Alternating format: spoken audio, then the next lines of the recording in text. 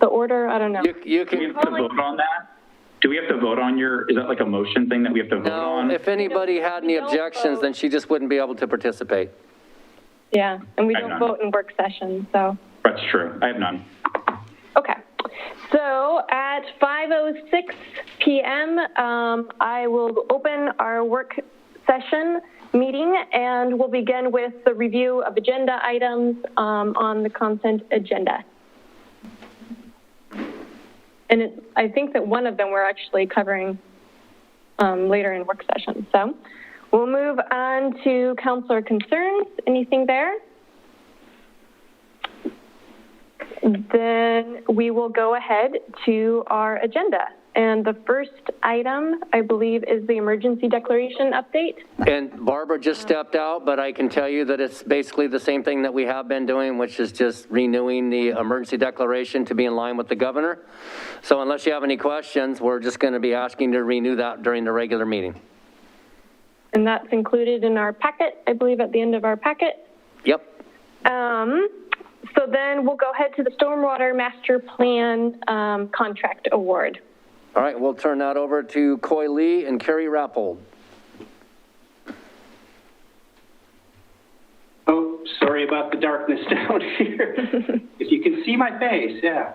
Well, yes, good evening, Mayor-elect Fitzgerald and members of the council. Hopefully Coy Lee is with me here. I don't see his... He is. Okay. So tonight, yeah, we're going to give you just a very brief presentation on the Stormwater Master Plan update. And what's before you tonight, let me pull this up,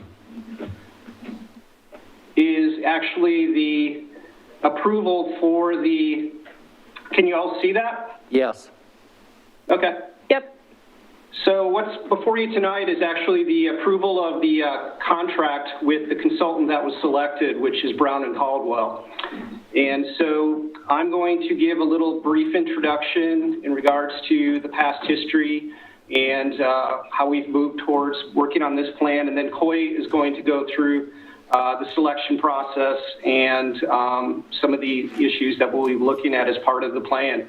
Certainly, January in Oregon is a great time to be talking about rain and stormwater management, so I hope you're all in the mood for it. I know I took a walk early this morning and got pretty wet thinking about stormwater management, so we'll just move on and give you an idea what we're doing here. So the last update was in March of 2012, and so we're about 9 years on past from that date, and typically a master plan is about a 10-year period, so we're right in line with that in terms of updating this plan.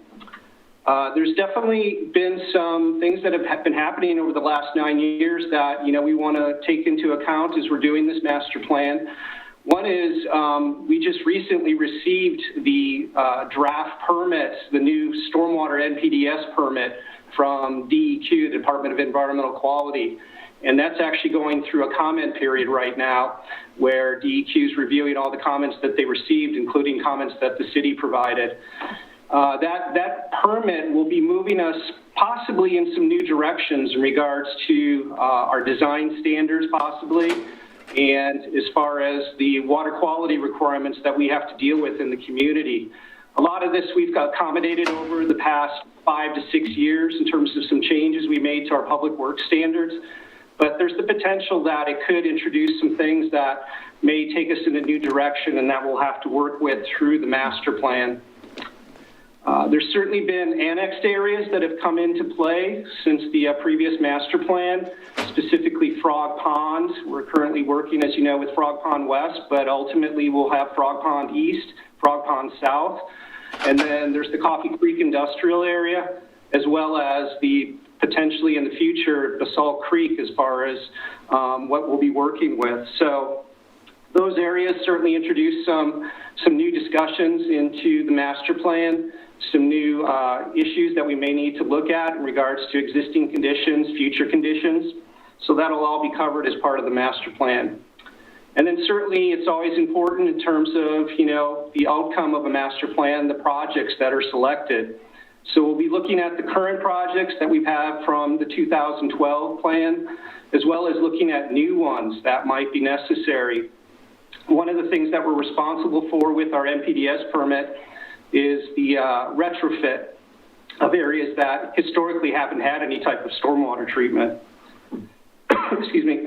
And then ultimately what will come out of this is it'll prepare us for a new rate study.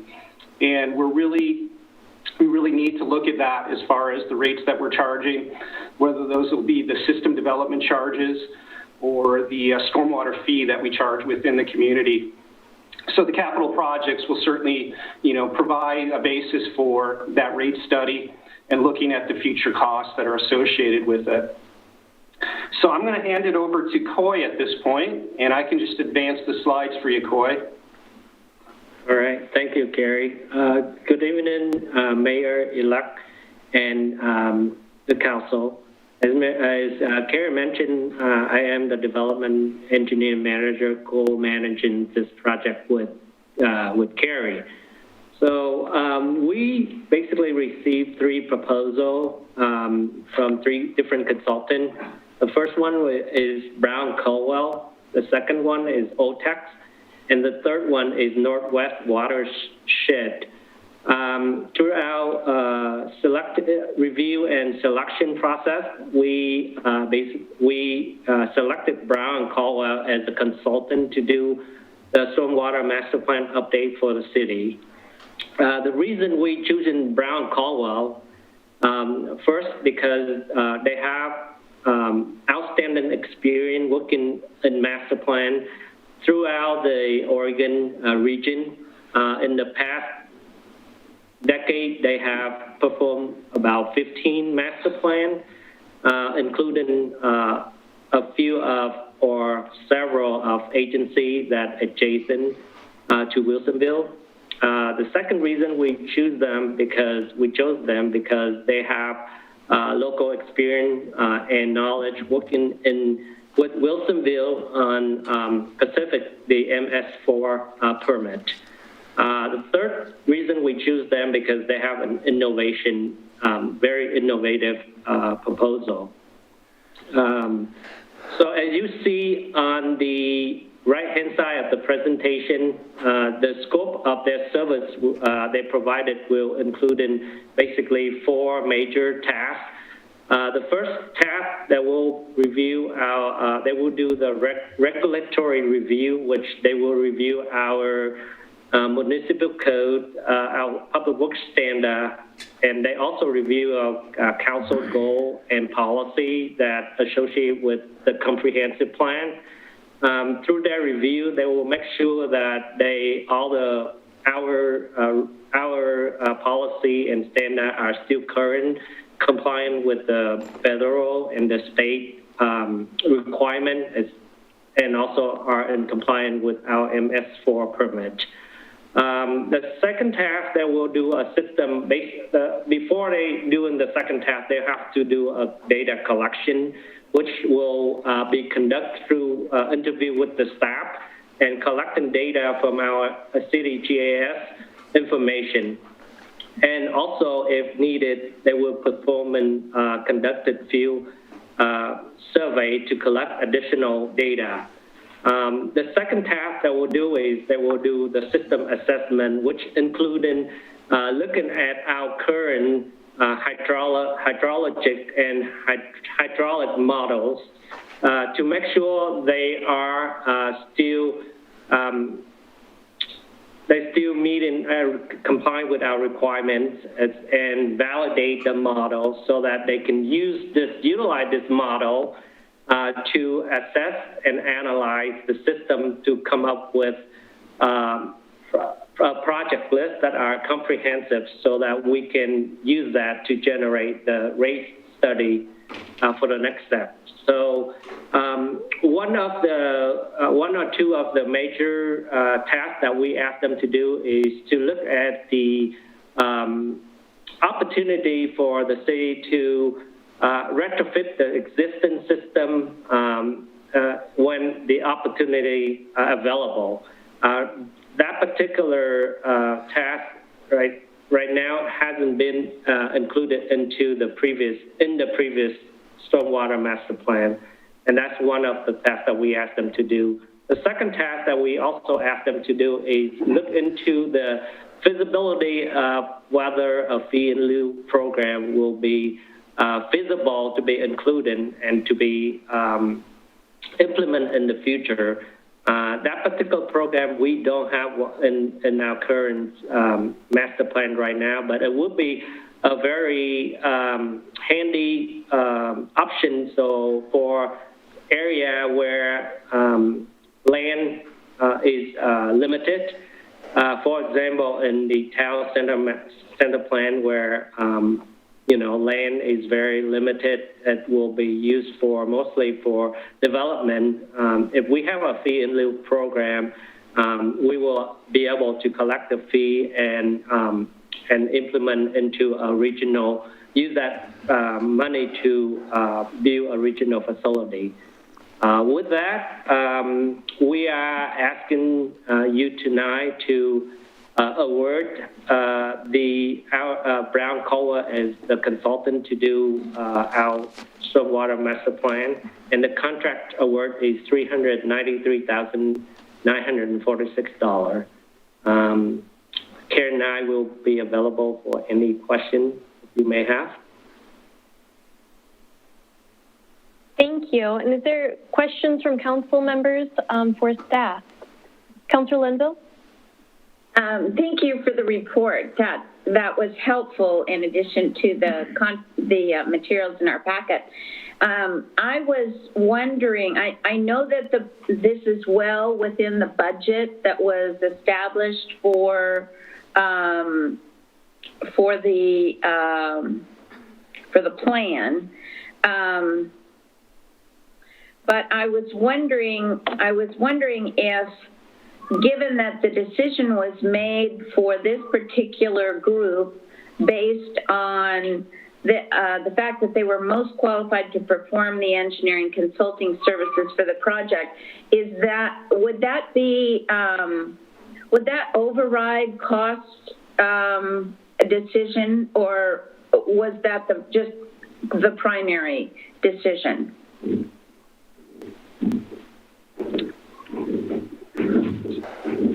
So the way that the RFP is set up and the way that we follow state law, we base it on their qualifications, and then it's noted in the RFP that we'll negotiate the final scope and fee associated with it. And so they were well aware, as were the other consultants, that we only had this amount budgeted. And so we needed to work with them to get it within the approved budget. I see. Okay. Thank you. Are there other questions from council?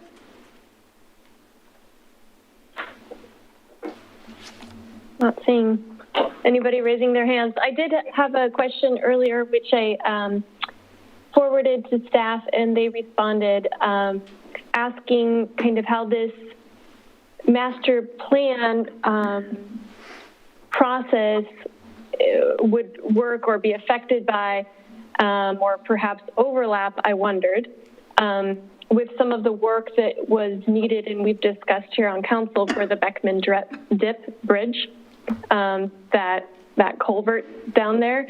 And I was advised by staff that those really are two separate projects.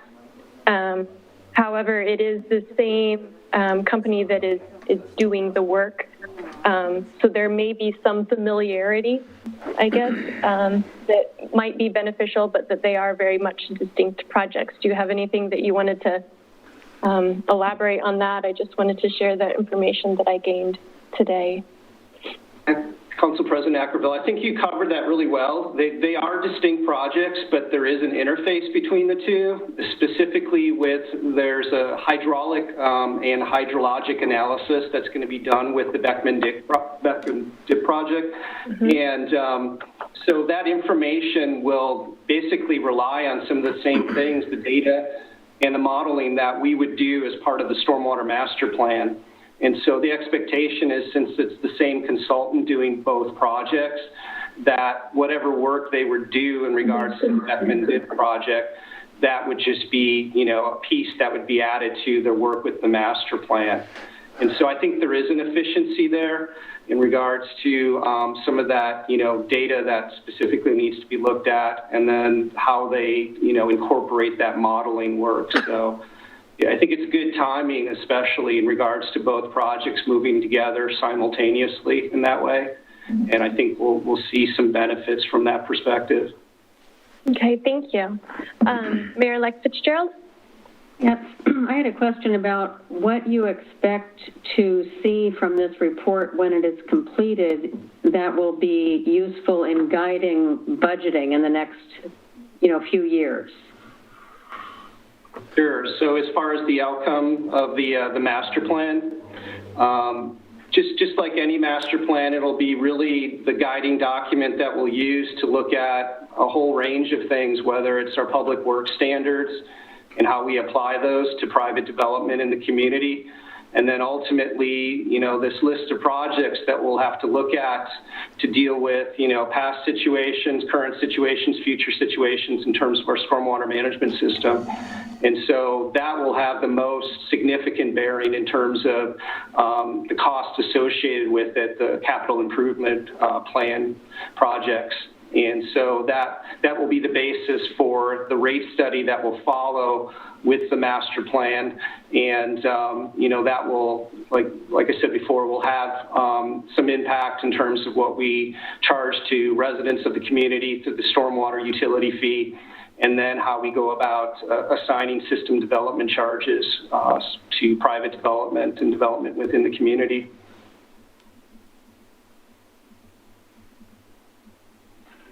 Okay, thank you. Are there any other questions that we would like staff to clarify? And I would just add that as with any of these projects, we'll certainly be revisiting this with you and talking to you a lot more about it in the future. There'll be many opportunities for the community to be involved with it too. And so it'll be an ongoing process. Excellent, thank you. And again, this is on the consent agenda in our regular meeting at 7 p.m. So. Yes. Okay, well, thank you. Thank you for your report. Thank you so much. All right, thank you. Excellent. And we'll move on to the City Council representation to regional and state intergovernmental boards and committees representation assignments. And it appears that Mr. Otned's name is on this item. Good evening, Mayor, City Council members. Mark Otned, Public and Government Affairs Director for the city. Indeed, tonight's discussion presentation regards City Council assignments, representatives to various intergovernmental bodies and committees. I'm going to give a brief presentation to kind of set the stage here.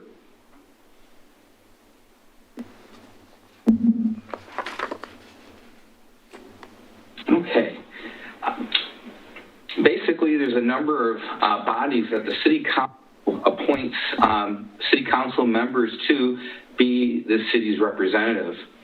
The City Council has many different organizations that you interface with on both the local city level in terms of our city boards and committees, as well as local associations and organizations. And then on the regional or state side, there's a whole set of intergovernmental boards and committees, as well as associations and organizations that the City Council and the city interact with.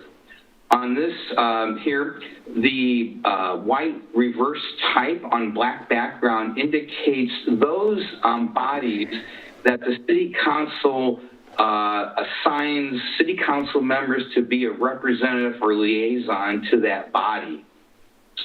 Tonight's discussion will focus on the regional bodies, of which there are 7 primary bodies for our discussion tonight. These 7 bodies include the Clackamas County Coordinating Committee, known as C4. This committee is composed of all the cities in the county, as well as the county Board of Commissioners, a special districts representative, a transit representative, and a representative of the hamlets and other unincorporated areas of the county. There's a subcommittee, the Clackamas County Coordinating Committee Metro Subcommittee. This subcommittee is composed of just those cities in the metro area of Clackamas County and the county itself, and this body makes formal recommendations to C4 for metro-related issues. We also are a member of the Washington County Coordinating Committee, known as WCCC, as a city that's located in both Clackamas and Washington counties. We also assign a city council member to the Willamette Intake Facilities, or WIF Commission Board, which is part of the Tualatin Valley Water District, and this pertains to the new Big Pipe water intake facilities. We also have rejoined the Regional Water Providers Consortium Board. The city had withdrawn from that in 2016, and then we were asked to rejoin and seek, staff recommended last year, and the council agreed that the city should rejoin the Regional Water Providers Consortium Board that acts as a sounding board and communication mechanisms for governments to talk about water supplies on the regional level. We also have the informal French Prairie Forum Local Governments Working Group that includes cities of the North Willamette Valley, Marion County, Clackamas County, the Clackamas and Marion County Sheriff's Office, and the Aurora Fire Protection District. This is a informal monthly meeting to discuss various land use, transportation, tourism, and economic development issues. And finally, there's the Greater Portland, Inc. Small Cities Consortium. GPI, Greater Portland, Inc., is the regional economic development organization, and about 16 cities, small cities in the Portland area, have banded together to buy a membership at a discounted rate for each city, and together we form the Small Cities Consortium. Each of these 7 bodies will now take a city council representative and possibly alternate to represent the city on these various bodies. This slide here is a little daunting at first, but it does kind of show, as a city that's in 2 counties in the metro region, we deal with a lot of land use and transportation issues at both county levels and in relation to metro. So the various bodies, the C4 and WCC, are all advised by staff advisory committees. These are called TACs, Technical Advisory Committees, and then the various bodies make recommendations to MPACT, JPACT, Joint Policy Advisory Committee on Transportation at Metro, or the Metropolitan Policy Advisory Committee on Land Use Matters, and those bodies make recommendations to the Metro Council oftentimes. So a lot of interrelated governmental projects and work here. Now we'll just walk through the 7 ones that we seek representatives for. And I believe that Mayor-elect Fitzgerald has had some opportunity to chat with the various city council members regarding their thoughts and ideas. And first we'll start off with the Clackamas County Coordinating Committee, where last year the representative was Mayor Knapp and the alternate was Council President Kristen Eckervall. And you have several staff members that provide support. I don't know if the council's preference at this time is to walk through each of these bodies and to decide who your rep and alternate is, or if you prefer just to have me briefly review them.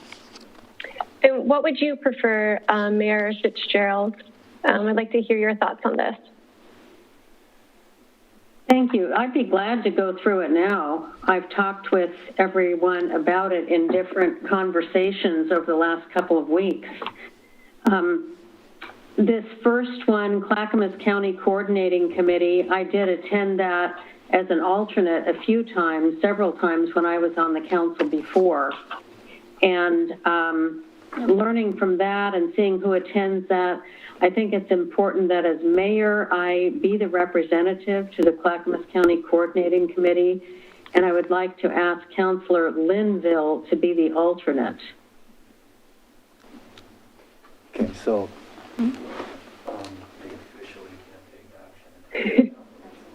Okay. Mayor-elect Fitzgerald, I guess, until you're sworn in. I just want to point out that in resolution number 2321, all of your decisions tonight will not be finalized until the second meeting in January.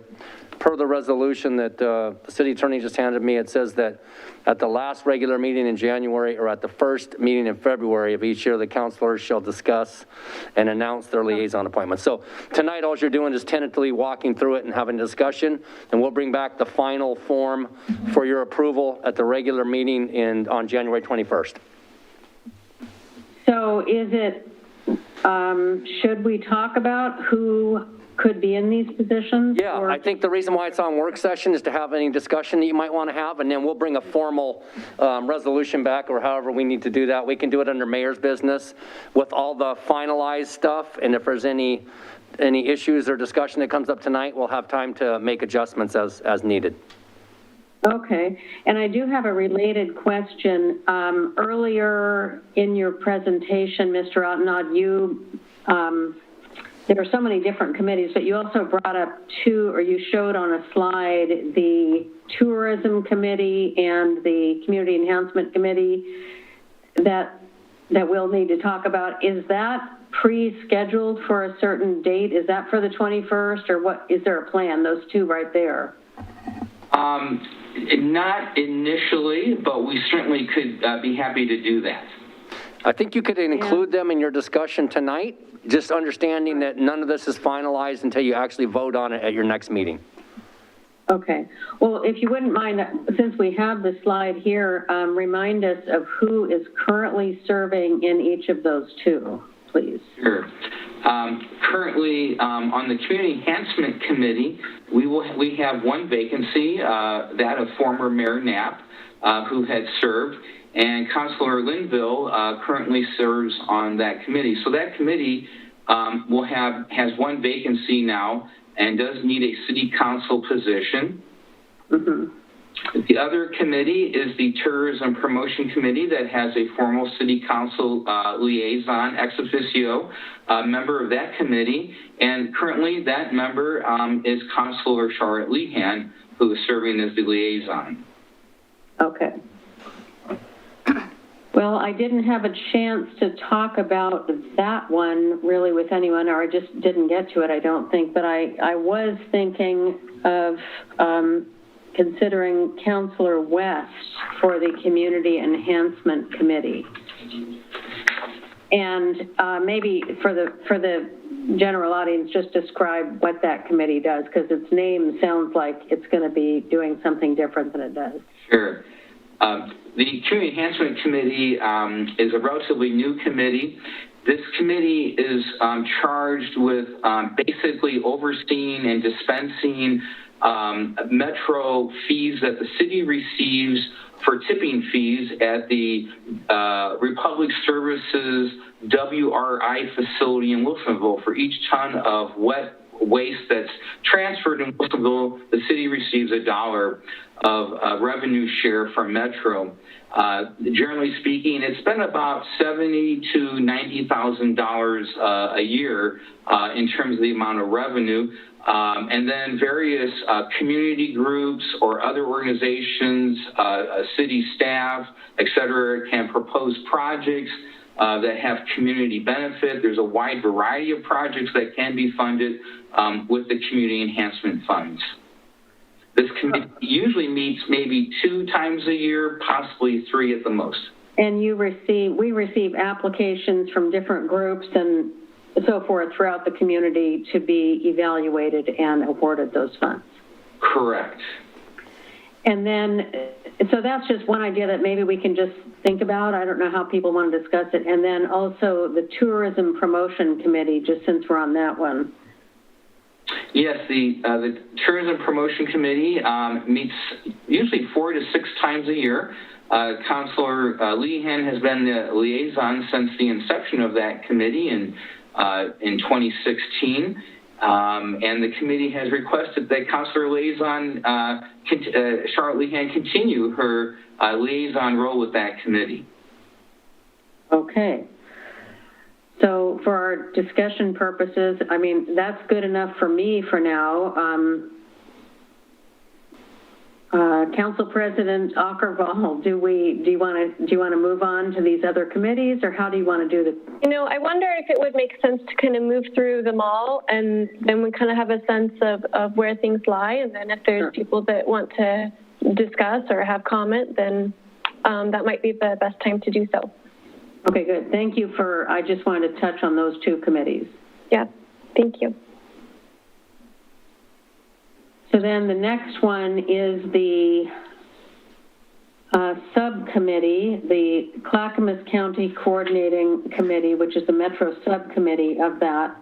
And to give a little continuity and also share some of the workload,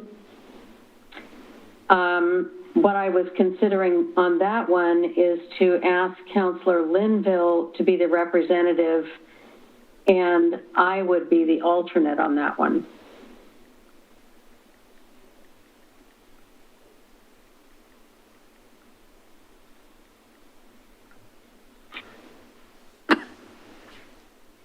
Oh, I'm sorry, I didn't notice you'd moved on to this one. So now we're on Washington County Coordinating Committee.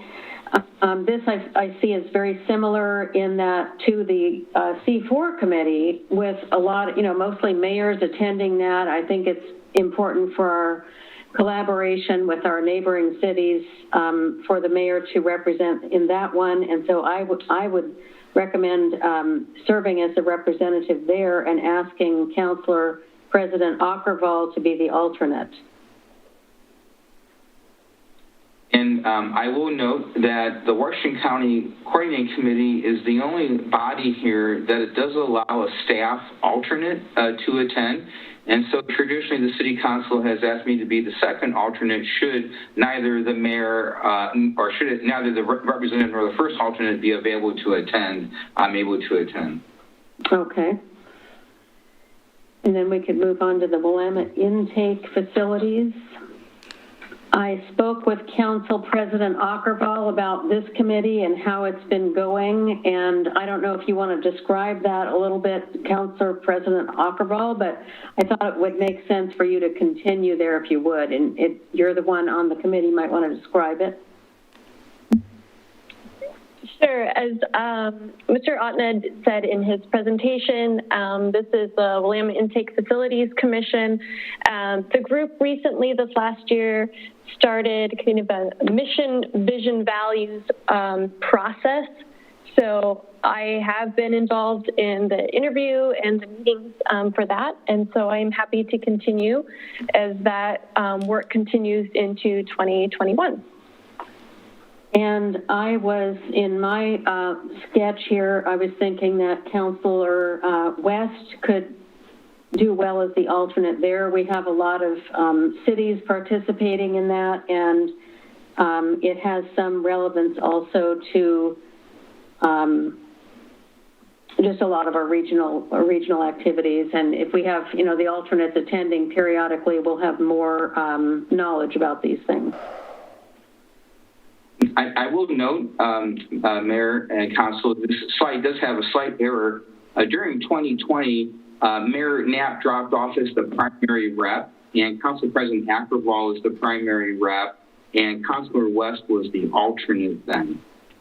So that would, if you continue then, that you'd be continuing the same, actually, as you have for the last several months of 2020. Okay, and I think our packet did have it. Correct. Read as you just described. Your packet was correct, yes. Okay. And then moving on to the regional water providers. This is new. This committee, as you described, and it deals with water conservation. It deals with safety, some emergency preparedness, and really having all of our regional cities connected in their communication and updated as we go forward. And I know it was really useful in conservation in the years past. And I would like to consider Councilor West for that representative position. And this one doesn't seem to have an alternate. That's my understanding. I will verify that, though, and let you know if that's not the case. Okay. Ask a question. And then the French Prairie Forum. I'm sorry, to interrupt, Mayor-elect Fitzgerald, it appears that Councilor West had a question perhaps on that topic on the regional water consortium. Is that accurate? Can you guys hear me okay? Awesome. Quick question. Do we know how many meetings a year are these quarterly meetings? I know this is a newer one. I was not on the council when we were part of this last time. And I don't know if I heard this correctly. There is no alternate, or we don't know if there's not an alternate. I'm just curious.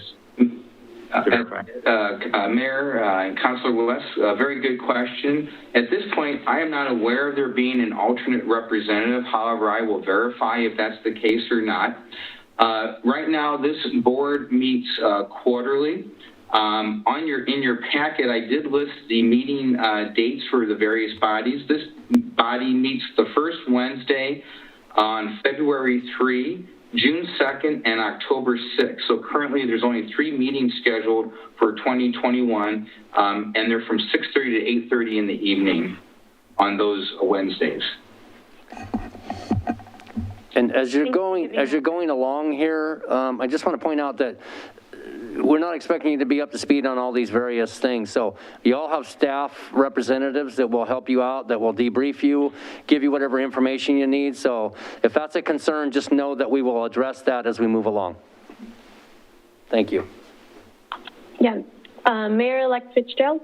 Well, one question I had along with that is I assume maybe they only have room for one person from each membership or so forth, but I guess another question would be that if there's an occasion where Councilor West, he's the representative, for some reason he cannot attend, I would assume they would let us find an alternate. We don't have to just miss out on the meeting, but let's find out about that. Yeah, and that would be dictated by their bylaws. There would be no problem sending somebody, but the bylaws may state that it has to be a standing member to vote on anything that might require a vote. We'll dig into that and get back to you, though. Okay.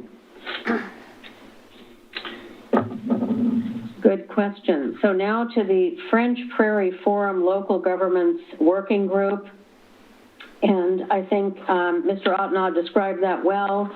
So far, each of the councilors has a position as the lead rep on one of the committees, and I would like to ask Councilor Lehan to consider being a rep on this one. And they meet monthly, and depending on how they work their representatives, I would like to be the alternate on that for the purpose of really getting to know those communities that are involved there at the beginning, especially.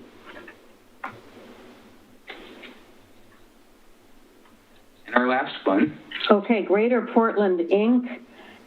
This is one that I was able to attend some of these meetings before, and I think it's just a really interesting, valuable part of what City of Wilsonville depends on. We're a member, as Mr. Ottenau had described, the Small Cities Consortium.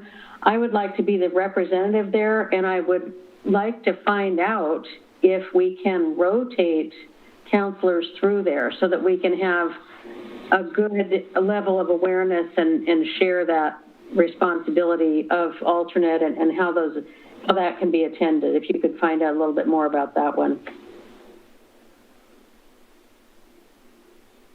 I'm sure we could probably change our alternates without too much trouble, but I'll find out. Okay.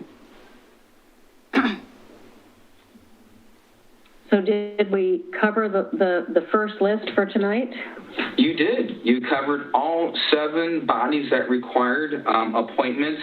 I will note that the Willamette Falls Locks Commission does not require your action at this time.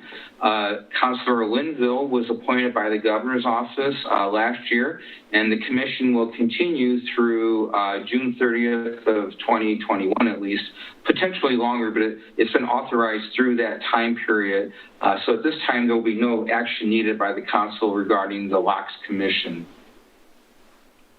Okay. And that is a summary of the regional intergovernmental bodies needing an appointment tonight. Thank you. Thank you for the presentation, and thanks for sharing our discussion with us, Mayor-elect Fitzgerald. Are there other questions or comments or discussion that the rest of council would like to have now that we've kind of heard some of the thoughts and learned more about these different groups? Just as a reminder, we will formalize all this, bring it back, so you'll have one more opportunity to discuss. If you look at the meeting dates and you have issues, I would recommend that you reach out to Mayor-elect Fitzgerald on your own time, and you guys can horse trade offline. As long as we get those names in advance, we're good to go. That sounds good. It appears like Councilor West has a comment here. Yeah, I'm really excited about the opportunity moving into the next year or two. I thought that this process was super collaborative and really thoughtfully done in a mindful way. So I know all of us, I can probably we'll all echo this, is that we're all really excited to serve at this capacity. And Mayor Fitzgerald, thanks for all the hard work, the phone calls, the great communication. Thank you. Oh, sorry. No, that's excellent. Go ahead, Mayor-elect Fitzgerald. I thank you, Councilor West. I really appreciate that. And there is one other thing that another group that is not listed here, which is the Clackamas County Business Alliance, which doesn't fall into this group. And I was really honored. I wanted to let you all know that they called and asked me to be on their board. And they have apparently a lot of, a fair number of seminars and sessions that we can all learn from. Some of you have probably been to those. And as that unfolds, I'd love to see what kind of coverage we can get with different interests that different counselors have so that we can, gain from that as much as possible. But I did have a question about this item on the full meeting starting at 7. What is our level of discussion? Are we trying to repeat the discussion we just had, or what are we trying to accomplish since it's not a full decision? Well, I think at this point, you've had all the discussion you're going to have on this item tonight. It'll be back on the agenda for the 21st. So any additional discussion will have to wait until the 21st. So this will be in your packet as a formal recommendation. Like I said, if there's any changes between now and then, we have plenty of time to adjust. Mayor-elect Fitzgerald, we'll put that on you to field those calls between elected officials, and then just let us know. Okay. Sounds good. And I think there was a question as to whether the Metro Enhancement Committee requires the mayor to be a part of that. I don't know off the top of my head what those bylaws state. I think it says 2 elected officials. It doesn't specify position. That's my recollection, but we'll make sure that we dig into that one too and let you know if it requires the mayor to sit or not. Mr. Manager, you are correct. The bylaws for the committee just require 2 city council members. There you go. Instant confirmation. So that one is resolved. And I think the only other questions that we mentioned here in our discussion tonight was the regional water consortium, if they needed an alternate that was defined in advance, and if it's possible to rotate through the GPI alternate position. And we will include that information in the staff report. Excellent. Okay, folks, with that, I think we have moved. Yes, thank you very much for providing the presentation and the information for our discussion. Okay. And I believe that we can go ahead and adjourn from our work session meeting. Oh, it appears that City Manager Cosgrove has a comment. Go ahead. I want to turn it over to my colleague on the left, City Attorney. Council, I'm sorry. I got to follow the boxes over to the other. Okay. Sorry there. I came in a few minutes late, and so I know there was, Mr. Cosgrove did an excellent job of covering for me on the emergency declaration. I just wanted to let you know that the reason we're doing it tonight is we actually have one that's in effect until February 11th, but the governor announced last week that she was extending hers until March 4th, I believe. So I extended ours till the meeting past that. It's important for funding and also for police power and being able to do certain things that you normally can't do when you're not in an emergency situation. So there's nothing special going on with that, just it's to keep ahead of the game. Thank you. Thank you for that clarification. Excellent.